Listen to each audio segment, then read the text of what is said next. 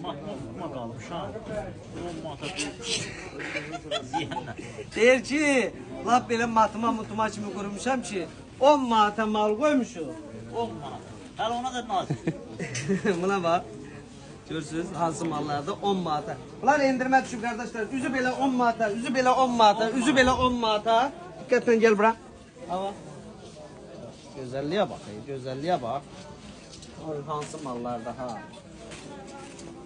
Görürsünüz. Endirimimiz davam eləyir. Bu mallar bitənə qədər 3000-5000 ədəd qalıb. Hem Sumqayıtda var, hem 28 filialımızda var, hem de ki 20 yanvar filialımızda. Her 3 filialda güclü indirimlerimiz var, kişi ceyimler. Gözləyirik bütün. İnsan bütün xalqımızı gözləyir. Evet. Hamı gelsin bura. Vallahi bura bak. Hamının üzün gülen yeridir. Hamını xoşbəxt hiss eləyəcəyi yerdir bura.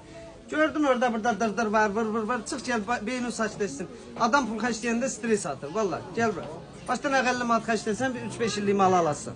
Xidmətinizdəyik. Hər bir kəsi gözləyirik. Sağ olun, var olun.